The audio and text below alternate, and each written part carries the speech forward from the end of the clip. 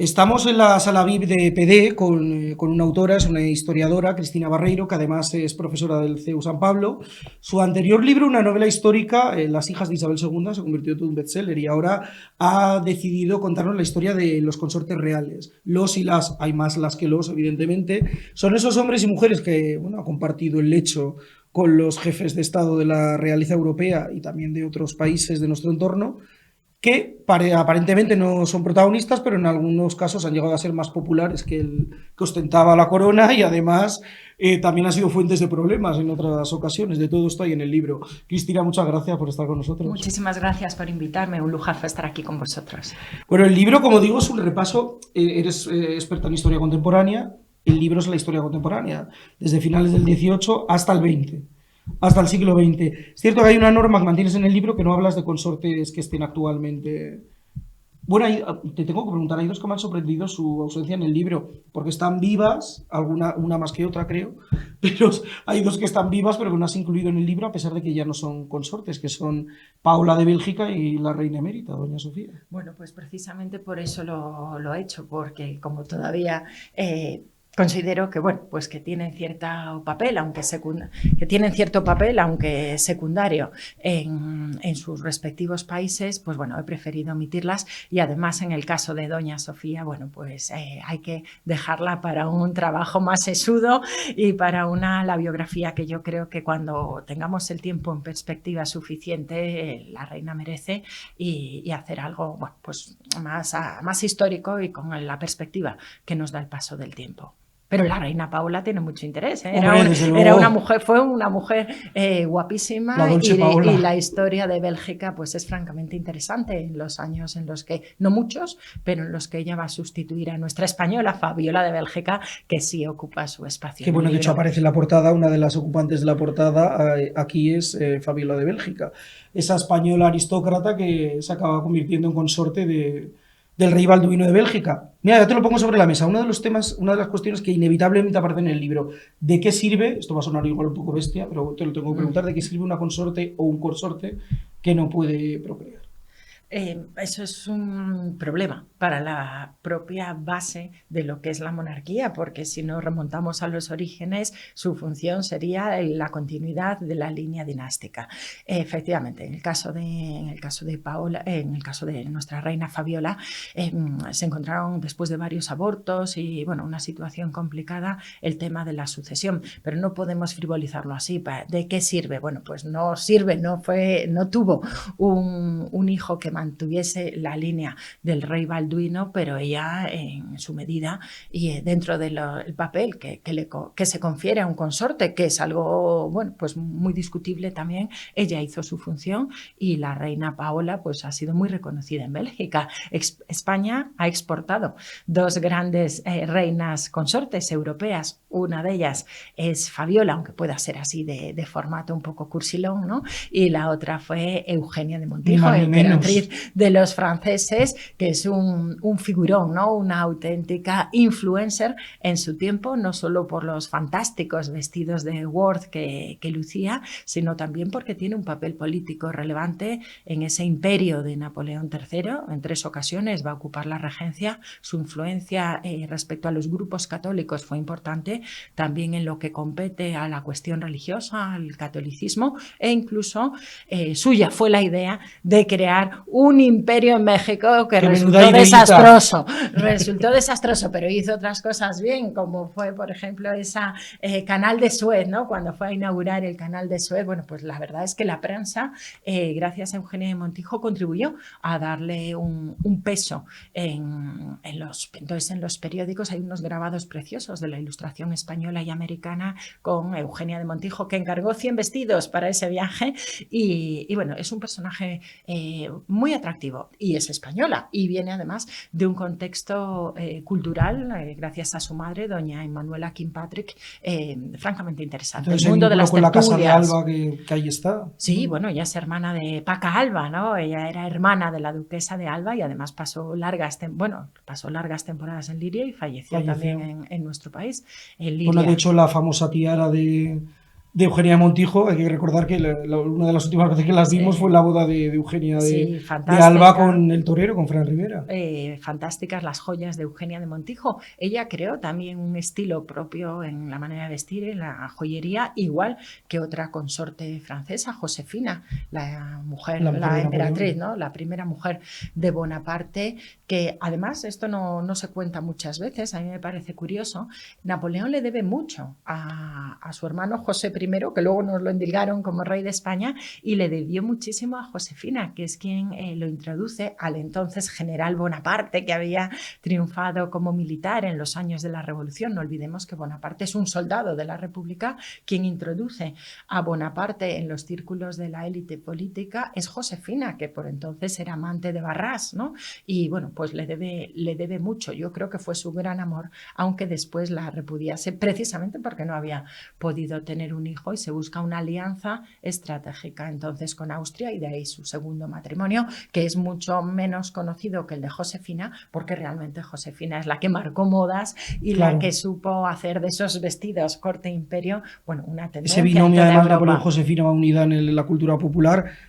Bueno, es que de todo esto hay en el libro, porque más allá de la historia de los consortes, a través de ellas y de ellos, pues vemos toda la evolución desde la Europa revolucionaria hasta el final del siglo XX, que son 200 años convulsísimos, en los que pasa de todo, que uno se llega a plantear hasta cómo las 10 coronas que todavía quedan en Europa han llegado a sobrevivir a todo esto. Porque... Claro, yo lo que he tratado es ofrecer a través de estos personajes, de estas mujeres y de estos 8 consortes que quedan muy en minoría, nos van a decir que no somos nada paritarios, pero esa es la historia no la ha sido, esa es la realidad.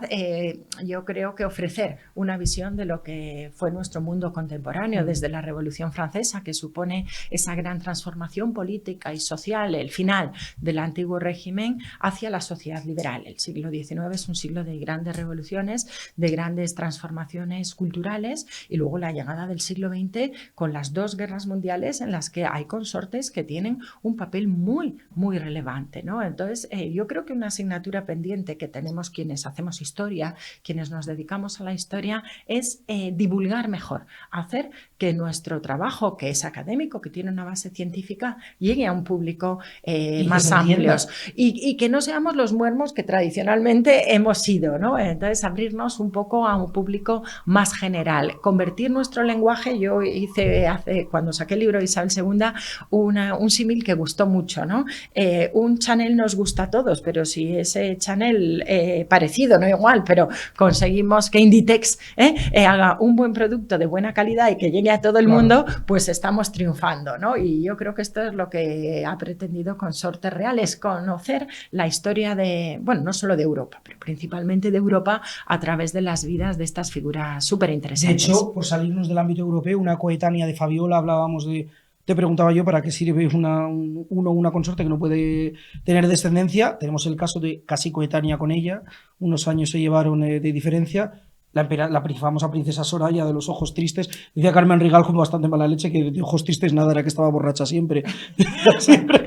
Esa vida más ligera la dejó para los años en los que el Shah de Irán ya la repudió. Era una mujer bellísima, efectivamente, pues no tuvo hijos. La situación de Irán era... Bueno, no podemos decir que hoy estén mejor, más bien al contrario, ¿no? Mira, es curioso, ¿para qué han servido las mujeres consortes? Pues en el caso de países como Irán, yo creo que han hecho mucho por las propias mujeres, porque hubo un tiempo, la propia Faradiva, ¿no? Hubo un tiempo en el que en Irán las mujeres iban a la universidad, vestían de manera occidental, y yo creo que tuvieron su papel, ¿no? En el caso de Jordania es también parecido, hubo muchas consortes jordanas anteriores a la reina Rania que también pusieron en ese sentido, ¿no? En el acceso a la universidad, en la labor cultural, un granito de arena que no hay que hay que poner en valor, ¿no? Que yo pienso que fue importante. Soraya es un gran personaje, era guapísima como muchas de las consortes, y después se dedicó a la Dolce Vita, ¿no? Además vivió la propia Dolce Vita. Sí, vivió muchos años aquí en nuestro país, sí, en Marbella. Marbella, cierto. Además, bueno, hay que decir que en el caso de Soraya, a los que nos gusta la historia de los medios de comunicación, en Alemania, a la prensa del corazón, en un principio se la llamó Soraya Press, Sí, en los años 50 porque se encargaban básicamente de los avatares de Soraya en el exilio, que Sí. les dio capítulos de gloria al género periodístico, desde luego. Claro, eso ya es entrando casi hacia la mitad del siglo XX, que es un poco cuando se convierten realmente en eso, los y las consortes europeas, en personajes del papel cuché, ya no tienen esa trascendencia política, porque también la situación de Occidente es completamente distinta, ya no hay matrimonios por Estado como había hasta los años 50. De hecho, hay una consorte que, bueno, inevitablemente, como no, aparece en el libro, que es Grace Kelly de Mónaco, una estrella de Hollywood que se convierte en la esposa del príncipe Rainiero. Claro, con ella cambia un poco la historia de Europa, ya no es un matrimonio por intereses políticos, otra cosa serían los marketingianos, que podríamos entrar a hablar de eso, pero es cierto que a partir de ese momento empieza la revolución de las plebeyas, se empieza a llenar de plebeyos y plebeyas las cortes europeas y bueno, evolucionan hasta lo que es hoy en día. Claro, uno lo ve con distancia y dice, claro, que el papel de una consorte se ha convertido en una primera dama de una república realmente. El papel de una consorte es ayudar y complementar al jefe del Estado. El jefe del Estado, no olvidemos que es el rey. El caso de Grace Kelly, bueno, pues es particular. Mónaco no deja de ser un principado de opereta. Es todo de opereta, pero es que ella no fue la primera americana plebeya que llegó a Mónaco, ¿no? Antes que ella, ya hubo dos que poco tenían que ver con la realeza, ¿no? Mónaco es muy especial. Mónaco en ese momento, estamos hablando de los años 50, necesitaba un impulso económico y ella cumplió estupendamente su papel, pero no solo ese papel de glamour, ¿no?, con el que podemos asociar a Mónaco. Hay una anécdota interesante que tiene lugar durante la crisis de Argel, durante la guerra Francia en Argelia, antigua provincia francesa, y bueno, hay una fuga de capitales, ¿no?, franceses directamente a Mónaco, y ella organiza entonces con Le Grandeur, ¿no?, con Charles de Gaulle, el baile de la rosa. De Gaulle no le gustaban nada esas cosas, pero bueno, pues de alguna manera consiguió mediar, ¿no? Si tiene algún papel político, pues más bien sería sí, que además ese, es no verdad va más allá. Que en la etapa esta de Gaulle, cuando estaba el general de Gaulle al frente de la República Francesa, le tenía un poco atravesado a Rainiero. Claro, porque el sistema fiscal era diferente y lógicamente pues mucho. Ahora está pasando. Yo leía ese episodio y digo, bueno, es que la historia se repite constantemente. Ahora mira lo que está pasando en el actual Mónaco del hijo de Grace Kelly, de Alberto, con todos estos problemas que estás teniendo con el Banco Nacional. Pero no me digas que no sigue siendo de opereta, es todo de opereta. Mónaco no es un principal que se mueva entre los círculos, vamos a decir, de la realeza de verdad, ¿no? Los podemos comparar. Ahí estamos viendo la imagen, vistió Grace Kelly el papel de princesa mejor que cualquier princesa real. Lo que no lo podemos discutir a Grace Kelly, no voy a ser yo quien lo haga, es que era guapísima, elegantísima, ya quisiera cualquier princesa o infanta ser como Grace Kelly. Sí, pero es americana y tiene el toque americano. Quizás sus hijas en eso, bueno, pues sobre todo la mayor, ¿no? Pero bueno, mi libro es de historia. Me gusta a veces hablar de estas cosas porque son divertidas, pero... Bueno, esto también forma parte de la historia. Sí, forma parte de la historia el papel que ella desempeña en Mónaco en las relaciones internacionales. Oye, económicamente, gracias al casino, ella hizo mucho, ¿no?, por Monte Carlo. Eso y no para los norteamericanos, bueno, situaron Mónaco en el mapa con Grace Kelly. Sí. Fue un señuelo incluso para Europa. Hay una anécdota curiosa. Claro, ella no sabe moverse en los círculos de la realeza y nuestra reina Victoria Eugenia, consorte real, yo soy muy fan de la reina. Le gustaba lo de los matrimonios a Victoria Eugenia. Le encantaba. Bueno, a casi todos les encantaba, porque incluso la reina Victoria, que no es consorte, que fue reina titular, la emperatriz de Inglaterra, fue la que manejó los matrimonios de todas sus nietas. Pero en el caso de Grace Kelly y nuestra Victoria Eugenia, como ella no sabe moverse en los círculos de la realeza, es la reina Victoria Eugenia la que de alguna manera, bueno, pues les da esas lecciones de, vamos a llamarlo, de protocolo, ¿no?, para que aprenda a moverse un poco mejor. Victoria Eugenia es una gran consarte, es una que además, bueno, está siempre la leyenda de que, bueno, un poco los Mónaco aliviaron el exilio de la reina Victoria Eugenia gracias a esta cercanía con Grace Kelly. Bueno, yo no, eso documentado no lo tengo, ¿no? Yo creo que Victoria Eugenia pasa un matrimonio muy difícil. Alfonso XIII, bueno, pues en ese sentido quizá no respondió. Tienen el problema de la hemofilia de los niños. En su vida personal muchas son muy desgraciadas, el caso de Victoria Eugenia lo es, pero Victoria Eugenia tiene un papel que no siempre se pone en valor, o dos papeles.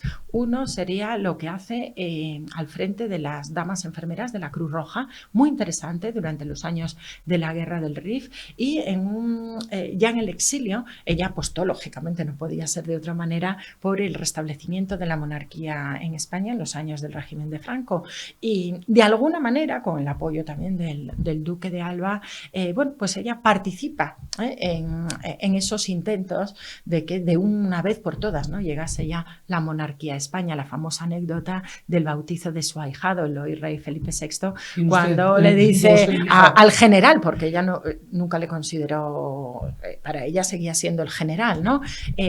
Aquí tiene a los tres, elija de una vez, pero elija ya. Victoria Eugenia, además de guapísima, porque también era guapísima, ella unas joyas fantásticas, y tiene un papel más allá del de mero florero, que a lo mejor se les pueda poner, en ¿no? que la historia de Europa era mucho más convulsa todavía. Sí, ese exilio del año 31, saliendo de España con un hijo enfermo o en camilla, bueno, no lo pasó bien. Luego ya vino la separación y ella pasa unos años en Inglaterra. No olvidemos que ella era princesa británica, nieta de la reina Victoria, y luego ya se establece en Lausanne y bueno, pues ahí pasa muchos años. Solo visitó una vez nuestro país desde el exilio, y precisamente fue con motivo del bautizo del hoy rey Felipe VI. Hay quien dice que Franco no esperó a la muerte de Victoria Eugenia para designar heredero, porque no se atrevía en vida de Victoria Eugenia a saltarse. En historia nunca podemos jugar con futuribles. ¿Qué hubiera pasado? No lo sabemos, ¿no? Eso dicen, pero desde luego lo que está claro es que la reina le seguía llamando general, y no olvidemos tampoco, si conocemos a fondo la figura de Franco, que Franco era monárquico. Franco era gentilhombre de cámara de Alfonso XIII, y él, las impropias leyes fundamentales del Estado, España está reconocido como reino. Sí, lo que pasa es que él decía que su monarquía nacía de la legitimidad del 18 de julio, con lo cual ahí él se autoguardaba. Eso excede ya las competencias de este libro, Consortes Reales. Si otro día vengo a hablar de un libro pues un poco más académico, podemos discutir la legitimidad del 18 de julio. Pero aquí, bueno, pues sí, es verdad que Victoria Eugenia al principio, claro, cuando comienza la guerra civil, la monarquía se va a alinear con la España nacional, que no franquista al principio, ¿no? Luego es verdad que esa espera de la monarquía no llega, y hubo que esperar 40 años hasta el restablecimiento de la monarquía, que no exactamente en la línea dinástica que correspondía. Son cuestiones interesantes y que de manera un poco paralela o colateral también vemos en Consortes. No, claro, es que la historia de Europa, insisto, no solo de Europa, pero principalmente de Europa está en el libro. Es lo que he tratado un poco de hacer, ¿no? Es que hay grandes momentos, por ejemplo, la Primera Guerra Mundial, la Gran Guerra, va a cambiar las estructuras políticas, incluso las fronteras de lo que es Europa. Desaparecen los grandes imperios, ¿no? La Alemania del Kaiser, se va al garete, el Kaiser y su mujer se tienen que exiliar en Holanda. El Imperio Austrohúngaro, ¿qué queda, ¿no?, de esa Austria-Hungría que bailaba al son de los valses, ¿no?, de Sisi? Queda muy poco, ¿no?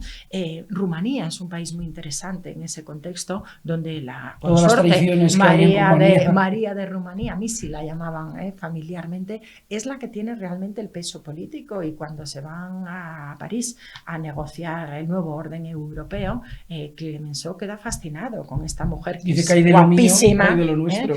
Guapísima, con unas joyas estupendas, pero ella sirve a su país, y ese país necesitaba recuperar unas fronteras perdidas, y eso es lo que permite ampliar Transilvania, ¿no? A mí sí me gusta mucho. Hay mucho cambio político y hay mucha ampliación de fronteras y muchas rivalidades entre países, y ahí el papel de algunas consortes, insisto, que no fue menor. El caso de Misi de Rumanía es muy significativo, pero no fue el único. También tenemos incluso a la zarina, a la última zarina imperial, Alejandra Romanova. Los rusos realmente no la querían nada, porque era de ascendencia alemana, pero luego se ha vendido una imagen muy negativa de los Romanov, de los últimos Romanov, y no eran tan derrochones como nos han contado. Es verdad que las diferencias sociales en el imperio de los zares eran enormes, pero ellos no son los culpables de la revolución bolchevique. Las causas son más profundas, como tampoco lo es María Antonieta de la Revolución Francesa.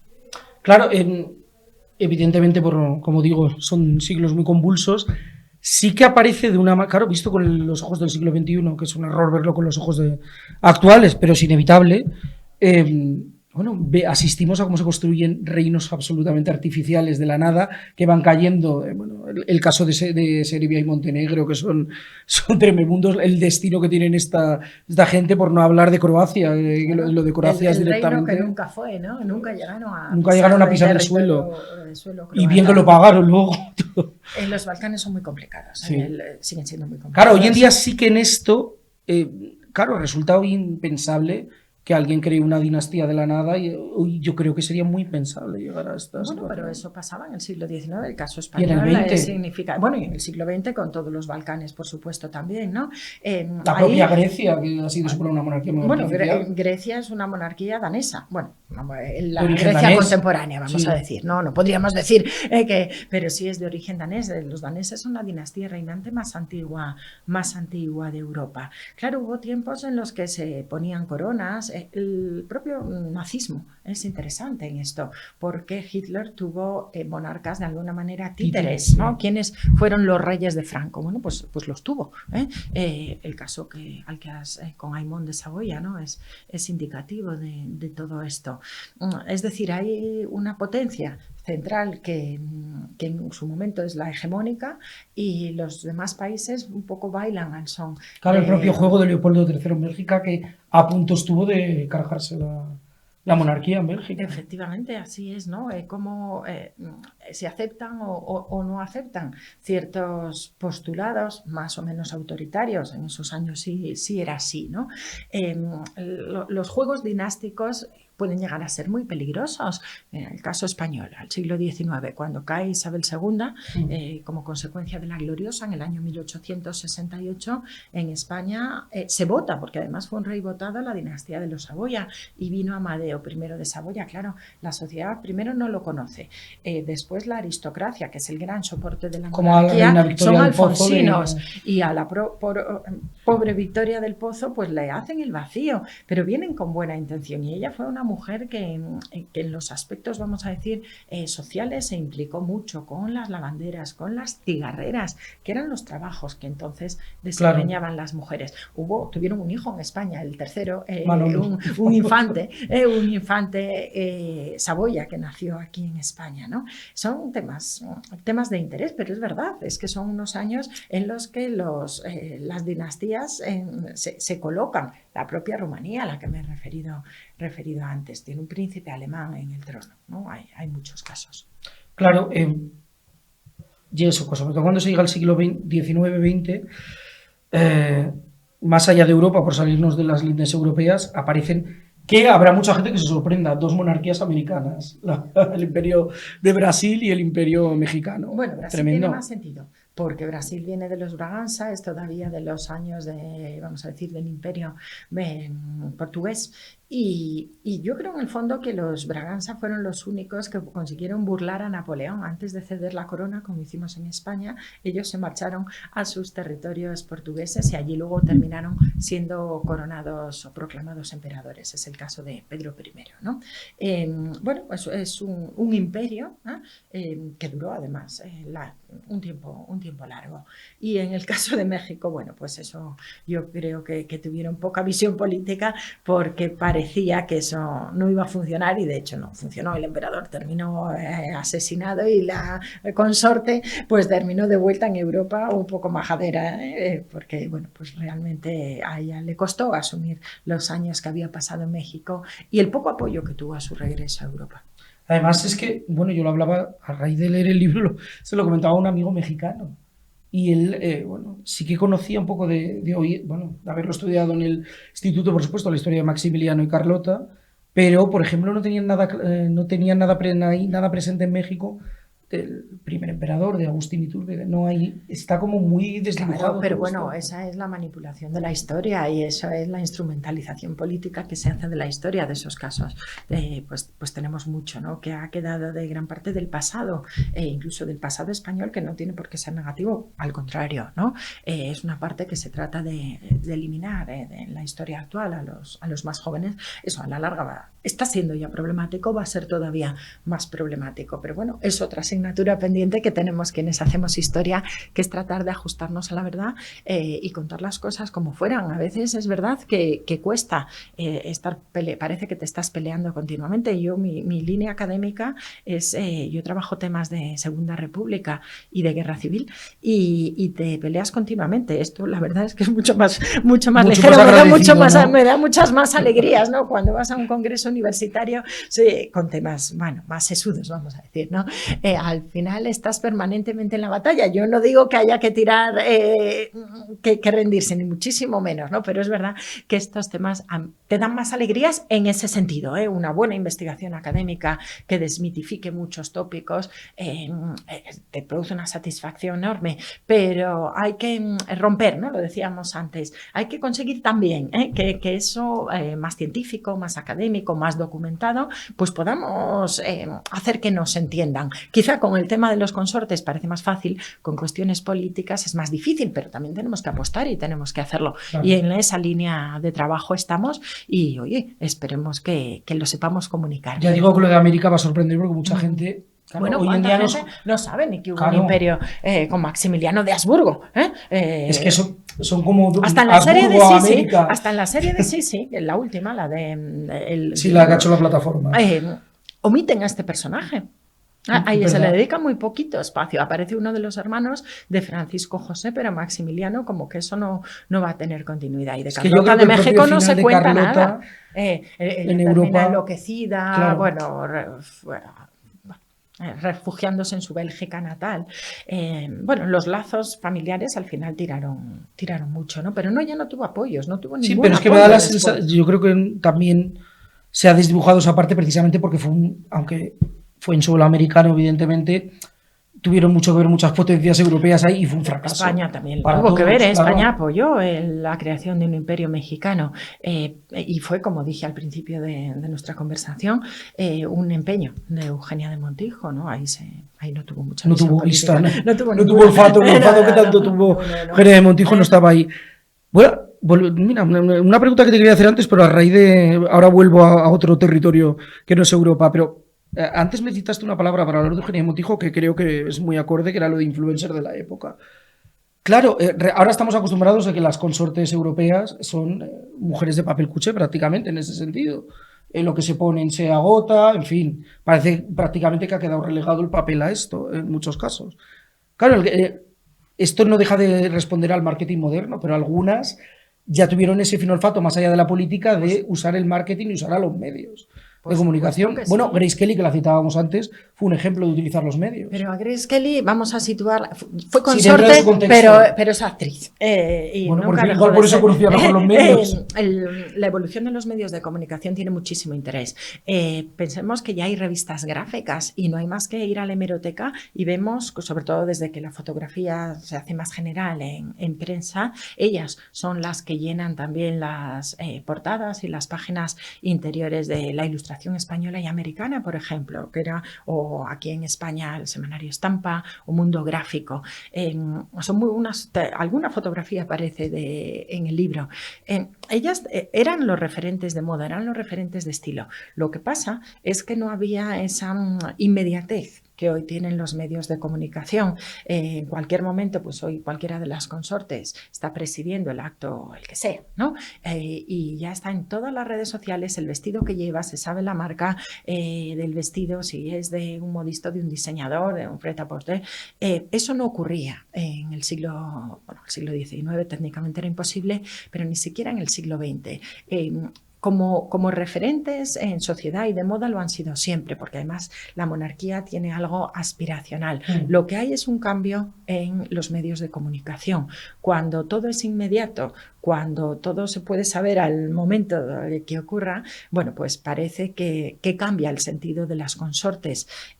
Pero lo que cambia son los medios de comunicación, no la labor que ellas hacen en un aspecto cultural, de asistencia social o más o menos ellas o ellos, ¿no? Filantrópico pueden hacer. Ese es realmente su papel, porque constitucionalmente no tienen claro, un papel. Claro, es otro tema que reflejas muy bien en el libro. la falta de, bueno, de un papel reglado para las consortes. Es que no lo salvo para la regencia, cuando se convierten en regentes, que hay países que entonces tienen, ya no son consortes. claro, Ahí efectivamente saltan de grado. El caso de María Cristina de que el caso de España es muy curioso, porque en otros países sí que está prevista la existencia de un consejo de regencia, en España no, es la madre del inmediato sucesor o sucesora, con lo cual no sé si es bueno o malo.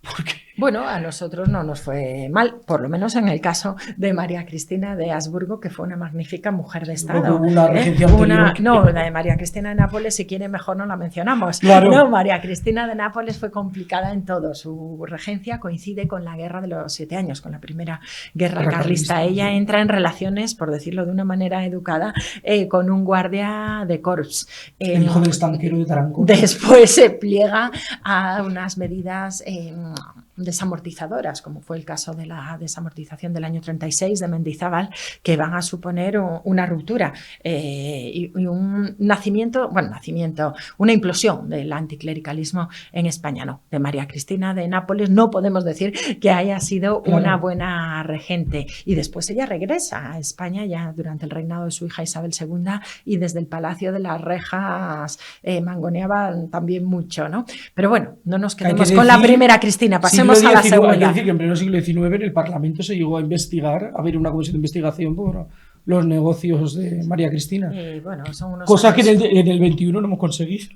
Bueno, del 21 no podemos hacer historia todavía, más bien sería periodismo. Pero llama todavía, la atención desde la perspectiva. Más bien sería todavía hacer periodismo de unos tiempos, que en los tiempos son largos. Pero no critiquemos solo, ¿no? Yo creo que hay que ser constructivo y hay que pensar que, por ejemplo, María Cristina de Habsburgo fue una magnífica mujer de Estado. Yo soy muy admiradora de María Cristina de Habsburgo, tenía una cultura inmensa, cumplió estrictamente las prerrogativas constitucionales en los años de la Restauración, de la Constitución de Cánovas, y aunque era un poco adusta, ¿no? Un poco seria, un poco Habsburgo, cuando su hijo le hizo caso las cosas fueron más o menos bien. Cuando voló solo empezaron a ir un poquito peor. Un poquito, sí. El final luego fue tremendo. Los hombres, hay 8 hombres en el libro, la diferencia es abismal, pero bueno, lo estábamos diciendo. Los hombres se convierten en consortes cuando son las mujeres las que por derecho propio ostentan la corona. Y ha habido menos casos de mujeres que de hombres, eso es evidente.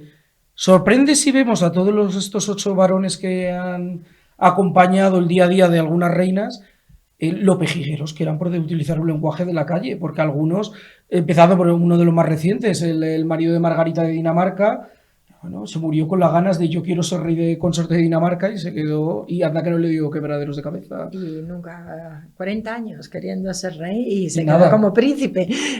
Incluso él decía que no le enterrasen con su esposa si él no era rey, y no le enterraron junto a su esposa. Bueno, es verdad que a los 8 consortes que hemos tenido en nuestra edad contemporánea no les gustó eso de caminar 2 pasos por detrás de sus impetuosas y augustas majestades. Pero es el papel que tienen que asumir. La sociedad afortunadamente ha evolucionado en ese sentido, pero para un hombre del siglo XIX, vamos a pensar en el príncipe Alberto, o del siglo XX, que también hemos tenido un consorte eterno, como fue el príncipe Felipe de Edimburgo, además en el caso de Felipe de Edimburgo, que era bien plantado y un hombre muy atractivo, pues es de... Claramente no les gustaba ese papel. En el caso del duque de Edimburgo le dolió mucho que sus hijos fueran a perder el apellido Mountbatten, ¿no? Y pasasen a la línea Windsor. Pero bueno, es lo que tuvieron que asumir en cada momento. Y luego cubrieron, yo pienso que bien, ¿no? Su papel dedicándose a labores culturales, a labores científicas, a la investigación, a la ciencia. No lo hicieron mal, pero no les gustó. Cuentas muy bien el bache importante que tuvieron Felipe de Edimburgo e Isabel de Inglaterra, en un momento en el que, bueno, incluso en la prensa se hablaba abiertamente de que igual tenemos que hablar de una ruptura total en el matrimonio, que coincide luego con la reconciliación con el nacimiento de Eduardo. Y luego vienen otros 2 niños, claro, más jóvenes.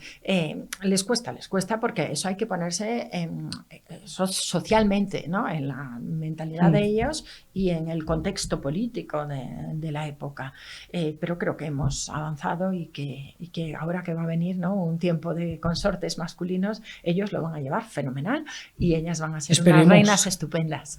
Bueno, hablando del caso español, tenemos el caso del marido de Isabel II, Tampoco podemos hablar de matrimonio muy No, afortunado. fue totalmente desafortunado, desastroso desde el momento uno y todos eran conscientes de que eso era un, Sí, que desde luego desastre. vas contando, bueno, es conocido por otras biografías, pero aquí lo condensas muy bien como de todas las opciones es que era la peor, evidentemente. Era la peor para Isabel, pero era la mejor en el contexto internacional. No, y por luego. eso se optó por el primo Francisco, tan Borbón como ella, ambos nietos de Carlos IV. Pero ojo, lo que pasa es que el rey consorte Francisco de Asís ha sido objeto de mucha mofa, de muchas risas, de mucha hilaridad, Paquita y todo lo que queramos, ¿no? Pero es verdad que era un hombre cultísimo, que tenía una biblioteca. Bueno, tampoco era muy complicado.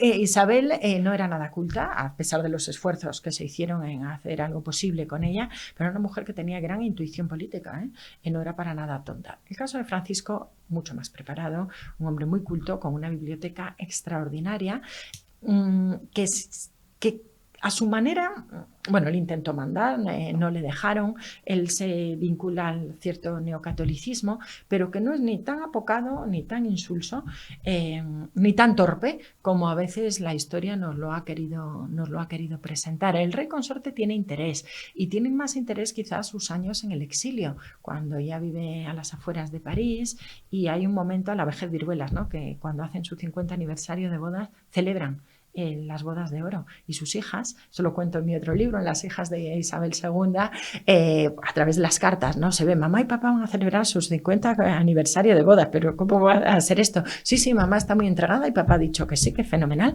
y en el país, en la ciudad de Castilla, hicieron un festejo con motivo de las bodas de oro. Claro, es disparatado, pero cuando ya eran mayores, pues parece que se entendieron un poco mejor, llevaban ya muchos años separados, y el centro de flores era la bandera de España. Eso es muy romántico. No sé si es el mejor ejemplo de romanticismo después del matrimonio que habían tenido los pobres. Claro, en España sí que ha habido rey consorte, no ha sido príncipe, como ocurre en otros países, claro. Es rey consorte, lo cual es una diferenciación curiosa con el resto de Europa.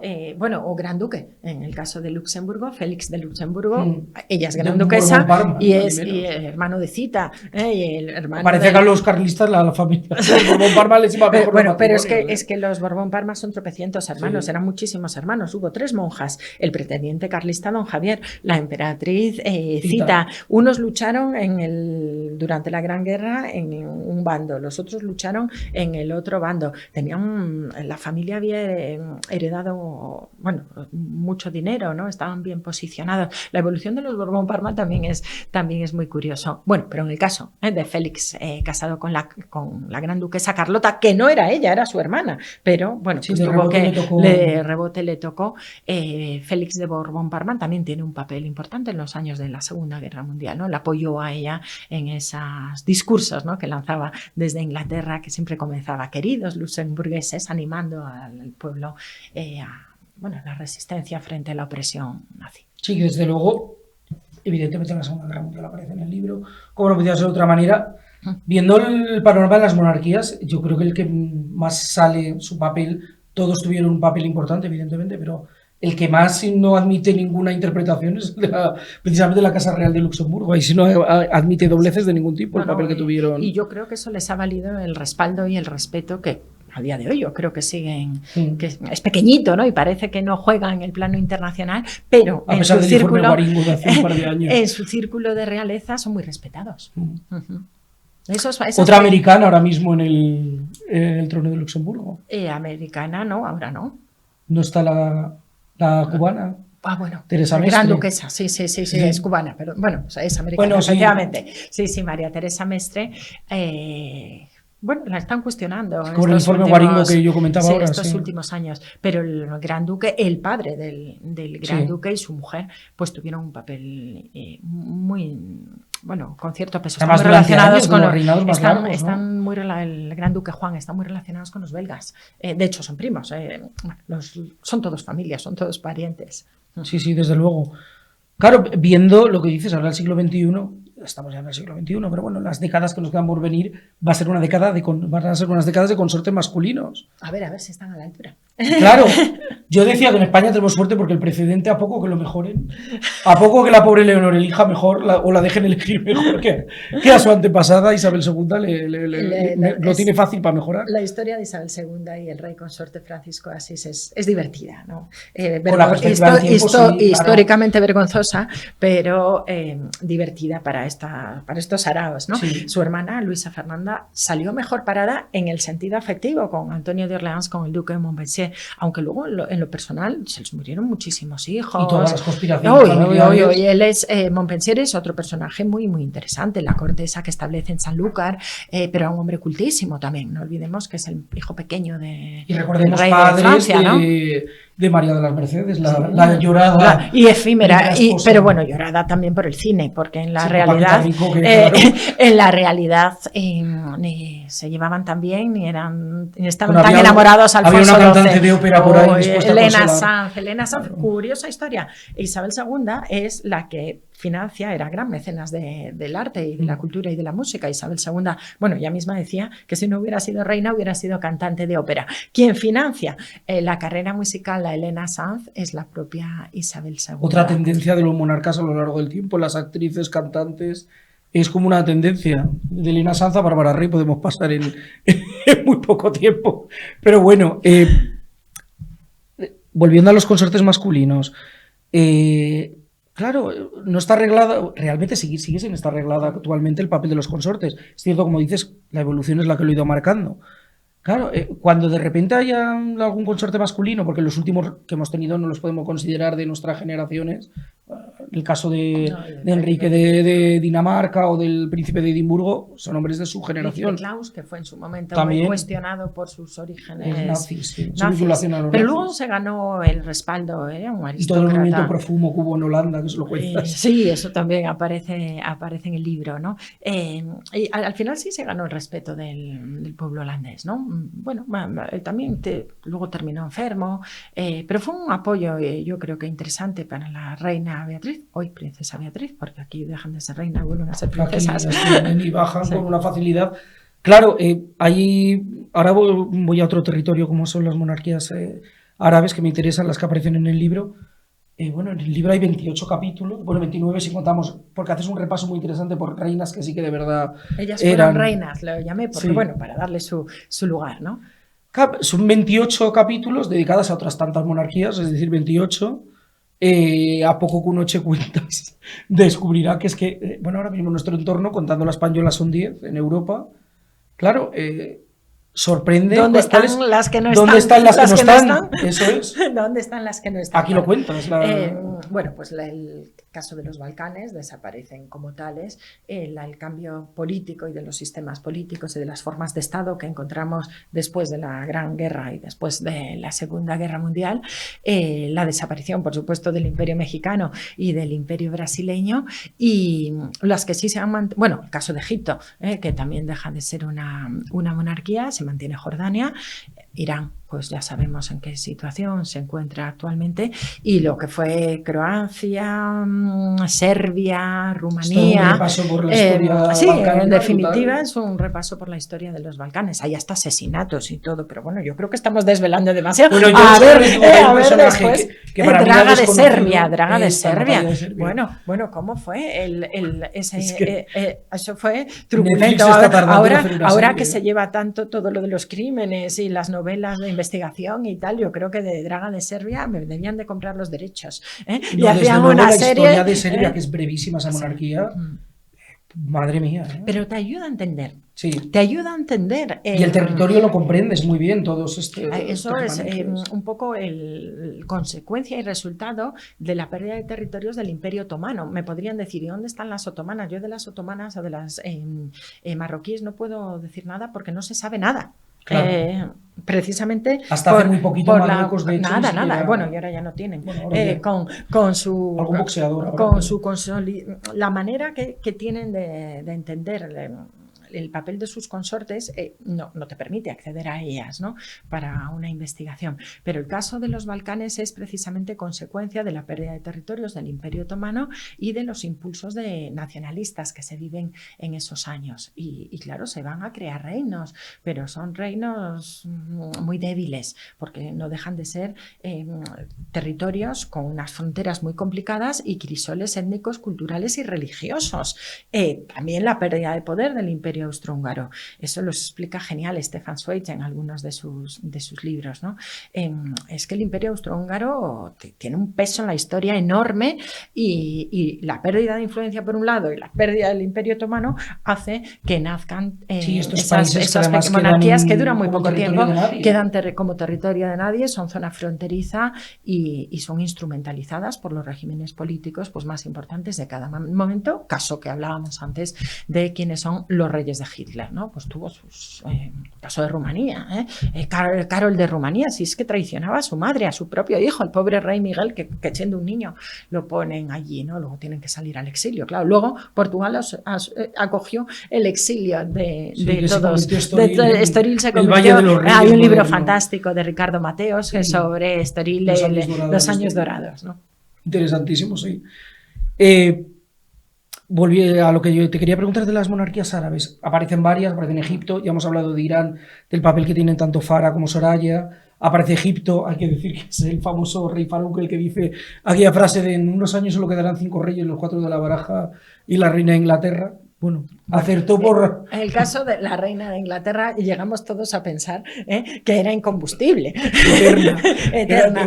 La reina Isabel. A mí me despierta mucha simpatía la reina Isabel, porque además, otra curiosidad de la historia, las que han sido grandes reinas o grandes emperatrices, no les tocaba ser a ellas reinas. El caso de, la reina Victoria era la cuarta en la línea de sucesión. El caso de Isabel II no le tocaba a ella. Tenemos todo el affair de Wallis Simpson. No le tocaba a ella. Catalina la Grande, Catalina II, que ni se llama Catalina ni es rusa, pues elimina al marido, ya no sé en qué sentido, en el político desde luego sí, ¿no? Y ella termina convertida en zarina. Es decir, los grandes personajes femeninos, consortes, están ahí casi o consortes o titulares, vamos, pero están ahí de casualidad. De chiripa, de casualidad. Sí, totalmente. Y después, bueno, pues lo han hecho, creo que fenomenal. Hay una monarquía árabe, la única que sobrevive de las que citas, que es Jordania. Bueno, yo estaba la última consorte que analizas por las normas que has impuesto en el libro es Nur de Jordania, ahora mismo en el exilio en Londres. Bueno, recuerda un poco las últimas décadas de Jordania, recuerda muchísimo. Yo decía, lo más parecido a lo que ha ocurrido a finales del 19, principios del 20, no está en Europa, es en Jordania. Estos líos dinásticos, estos líos de nuera que traiciona a suegra, hijo encarcelado. Bueno, esto es como del siglo XIX. Totalmente. ¿Qué pasó en el siglo XIX? Sí, ahora ya no sé ya cómo están, porque ya digo que yo me dedico más al pasado, ¿no? Pero el papel. Pero es verdad que tiene ese punto claro que lo tiene. decimonónico. Y 4 matrimonios y un hijo que cambia y de repente se convierte en sucesor cuando no le correspondía será él el sucesor, y casos de espionaje. Bueno, pues el papel de Nur ha sido complicadísimo. El que analiza el papel de Nur de Jordania. Otra que americana, era una mujer, pero es una mujer occidentalizada totalmente, que tampoco tiene que ser fácil pasar a unas culturas tan y que ya viene distintas. De un occidente en el que ya el papel de las monarquías ya es arquitecta. No tiene que ver con Jordania. Entonces, bueno, pues claro, recuerda más a una consorte europea del 19 que, bueno, claro, es que las consortes coetáneas de Nur, como digo yo, eran consortes de Lola, y ya de repente están en unos tejemanejes políticos complicadísimos. Complicados. No dejan de ser países complicados, y la monarquía es un reflejo de tu propio país. No, claro. Por ponerle un punto que nos hile todo el pasado siempre es presente, nunca mejor dicho. Este libro, no sé si se lo habrá regalado a la reina Leticia, la consorte actual. Sí, ya me han respondido. ¿Ah, sí? ¿Qué tal la respuesta? Sí, siempre son impecables. Y además muy agradecidos y muy contentos. Te quería preguntar, de todas las que hay en el libro, ¿quién crees que puede ser, no parecida, porque el contexto es completamente distinto y no tal, pero que si tuvieses que tener una conversación con la reina Leticia, le diría, Majestad, fíjese en estos casos para bien o para mal? Esto es como cuando te preguntan a qué hijo quieres más, pues no sabes a cuál responder, ¿no? Bueno, yo creo, y vuelvo a hablar de ella, porque a mí me parece como mujer de Estado fantástica, María Cristina de Habsburgo. Creo que sabía lo que tenía que hacer, que no solo se dedicaba a su físico, a su estética, sino que quiso a su país y no era propio, porque ella era una Habsburgo, una austríaca, pero era una mujer culta. Todas lo son, son todas mujeres cultas y preparadas que a lo mejor no tienen formación universitaria, no la tenían, pero como han viajado, como han tenido idiomas, como han tenido la posibilidad de moverse en unos círculos que la gente corriente no tenemos esas posibilidades. Eso te enriquece tremendamente. Entonces, bueno, yo creo que una buena conversación con María Cristina de Habsburgo sería interesante. Creo que con Catalina II también hubiera sido con Catalina la Grande, hubiera sido algo positivo, muy positivo también, y con Alejandra de Gales. Con Alejandra y ahí de Gales. Lo dejo que es de Dinamarca, sí, pero sí. Alejandra fue muchos años, bueno, se la conoce como Alejandra de Gales porque hasta que él consiguió ser rey pasaron muchos años, pasó como con Carlos y Camila, ¿no? Pero en los años que fue princesa de Asturias, bueno, pues ahí lo dejo. Bueno, que doña Leticia hable con ella y que se cuenten sus experiencias, aunque sea esperemos que y si el libro ya lo tiene en Zarzuela y lo lee la princesa de Asturias, bueno, que mire a ver entre los consortes que no elija ninguno parecido a los que hay aquí, porque vamos. bueno, alguno tiene su punto positivo. Bueno, algunos son atractivos y en ese sentido le pueden venir bien, pero mira, para un fin de semana, no para correr. No, los holandeses, bueno, pues tienen hay tres holandeses que le hicieron bien, y oye, el príncipe Alberto es muy romántico, muy culto. Pero vamos, yo espero que no le vaya a la pobre Leonor como a la reina Victoria, mejor que no. Se busca uno más feo, pero que no sea tan... que no la de tantos quebraderos de cabeza. Bueno, no me diga que no hemos pasado un rato divertido hablando de historia. Y al final es que estamos se puede, hablando eso de es lo que historia. queremos. Yo creo que se puede. Y que los que vean esta entrevista recuerden Consortes Reales, Cristina Barreiro, La Esfera de los Libros, pues una manera de conocer nuestra historia, no solo la de Europa, sino la del mundo mundial, como diría Manolito Gafotas, de los 3 últimos siglos, a través de pues, la vida personal, que a veces es mucho más interesante que la vida política y tiene más connotaciones políticas que la propia vida oficial. Muchísimas gracias. Ha sido un lujazo estar aquí y espero que disfruten el libro, que les guste el libro y que les guste, bueno, pues estas biografías de consortes reales y que aprendan un poquito de historia, que es de lo que se trata, y aprendan otra cosa muy importante, que es a disfrutar la historia y a querer la historia, porque somos todos una herencia de todo ello. Muchísimas gracias, un lujazo. Gracias.